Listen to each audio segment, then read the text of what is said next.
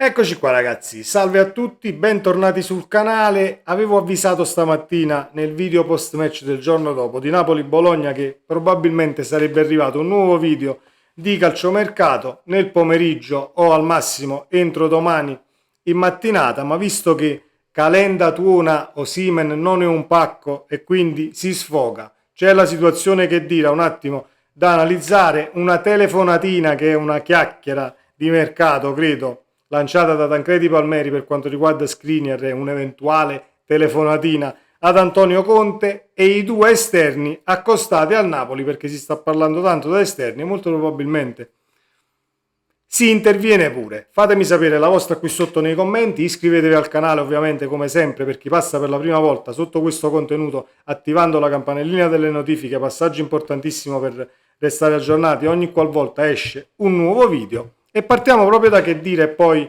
analizziamo tutto il resto delle notizie. Walid Khedira giocherà nell'Espanyol, attaccante della nazionale marocchina, reduce da una stagione con il Frosinone e da un ottimo ritiro con il Napoli, vivrà una prestigiosa avventura in Liga. Operazione in prestito secco e possibile esordio, quantomeno in panchina, già mercoledì al Metropolitano di Madrid contro l'Atletico, in occasione della trasferta valida per la terza giornata di campionato. Khedira partirà oggi per Barcellona insieme ai suoi agenti Marco Sommella, l'avvocato Marco Sommella e Bruno Di Napoli, per firmare il contratto e tuffarsi nella nuova dimensione. Noi gli possiamo solo augurare il meglio ad un calciatore che comunque ha fatto veramente un gran bel ritiro con il Napoli punta su Simeone, almeno non credo che poi arrivi Lukaku e resta solo Raspadori come punta, quindi resta il solito a Napoli che dira in prestito all'Espanyol, avventura poi abbastanza intrigante anche per lo stesso attaccante, perché comunque giocarsi una stagione in Liga secondo me non è da poco. Gli auguriamo il meglio e poi vedremo a giugno cosa succederà dopo questo prestito secco.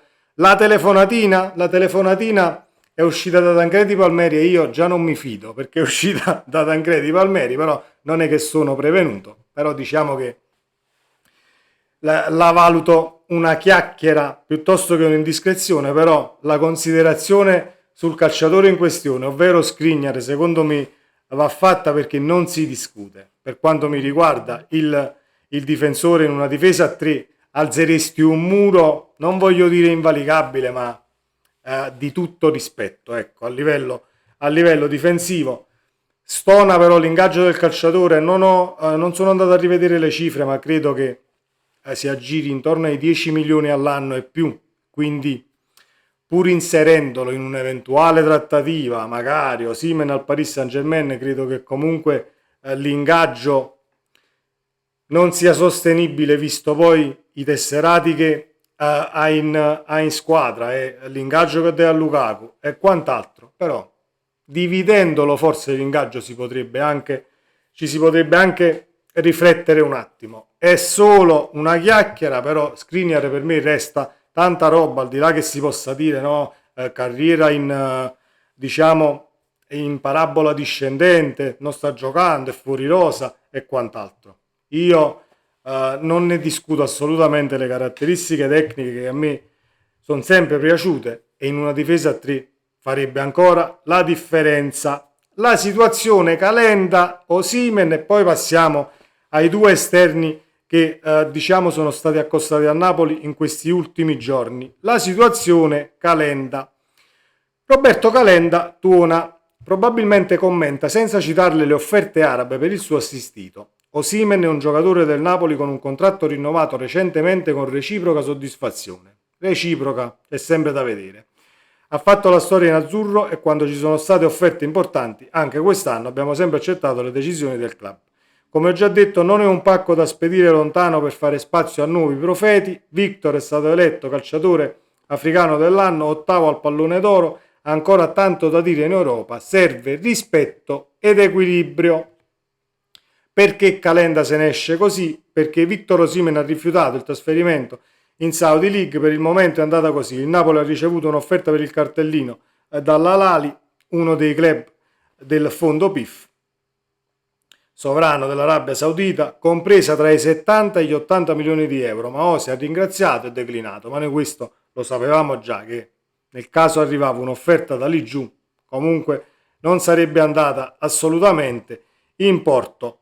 C'è però da dire, e abbiamo letto ancora, che ci sarebbe a quanto pare un accordo per il Paris Saint-Germain, però il Paris Saint-Germain vorrebbe poi, diciamo,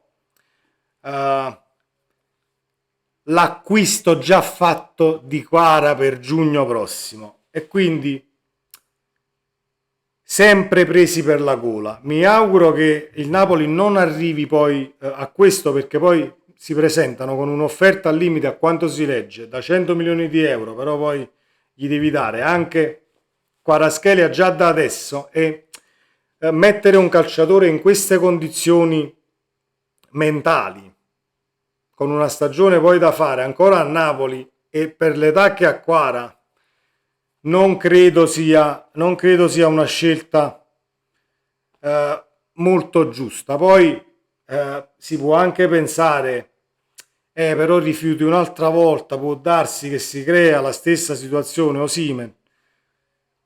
Non credo, perché il Napoli da tutta questa storia comunque avrà imparato qualcosina, e non mi darei proprio, non stenderei questo tappeto rosso a nessuno, al di là che poi sia il Paris Saint-Germain, il City o l'Arabia di turno. Al Napoli poi la decisione finale, però questa indiscrezione c'è e secondo me va valutata. Caro Calenda, io la considerazione che faccio è sempre la stessa.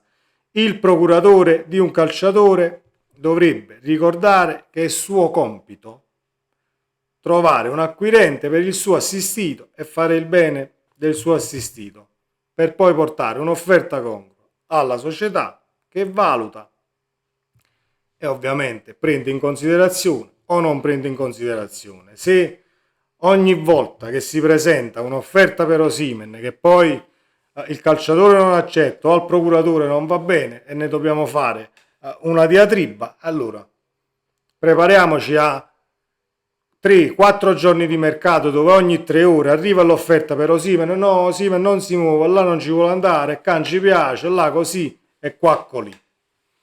Più la portate avanti e più il rischio di finire in tribuna ci sta, anche se ne abbiamo già parlato e io da stipendiato lo metterei assolutamente in panchina, perché poi non si sa mai, qualche infortunio, qualche affaticamento nella punta, e voi mi direte sì, però poi quello giocherà senza voglia, eccetera eccetera.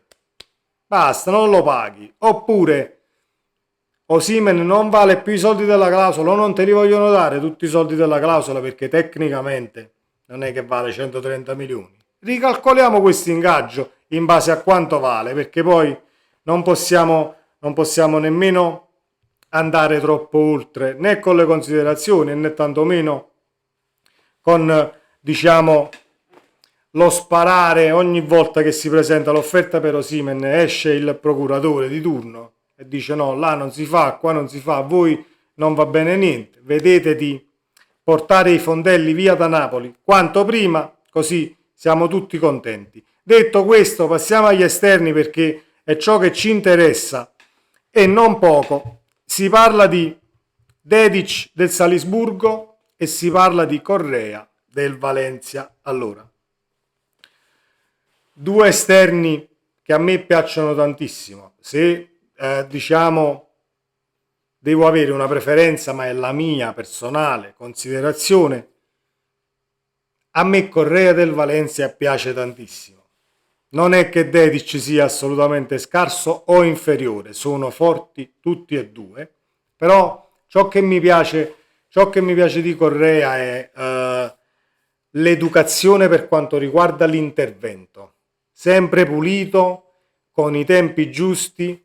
L'unica cosa che forse deve un tantino migliorare è nell'uscire sempre, lui esce sempre palla al piede anche se si trova al limite dell'area di rigore, molte volte però ne esce con un fallo a favore, però sono quelle situazioni che vanno valutate bene, perché una palla persa poi in quelle zone può risultare, non voglio dire fatale, ma molto pericolosa diciamo, per la squadra avversaria che poi ti attacca.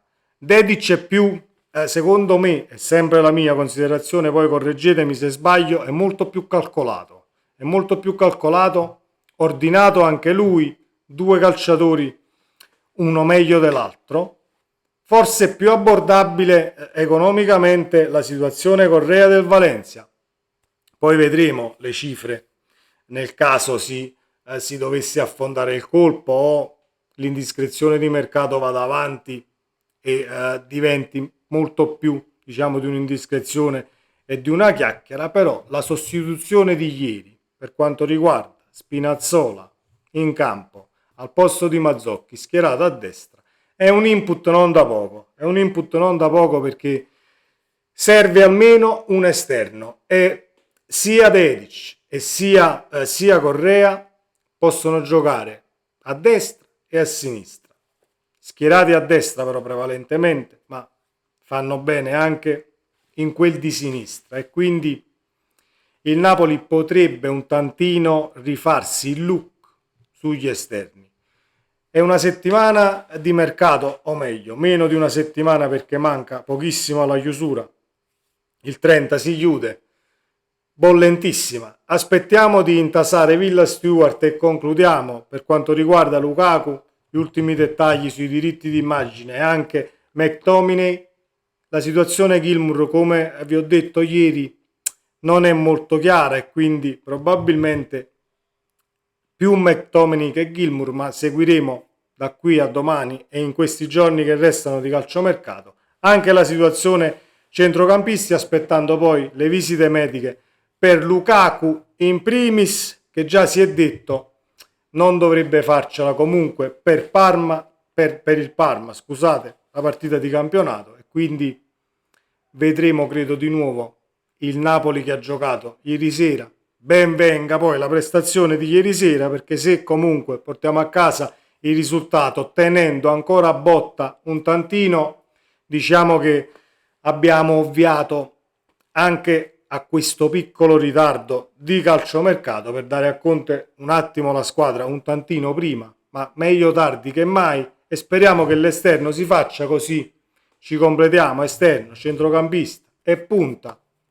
e chi si è visto si è visto. Poi se il calciomercato dovesse essere così pazzo e nell'ultimo giorno di mercato Osimhen se ne va a Parigi e ci danno pure Skriniar, diciamo, nell'operazione, noi siamo qui ad accettare con tutto il bene. Sempre Forza Napoli, ci vediamo nel prossimo video. Ciao.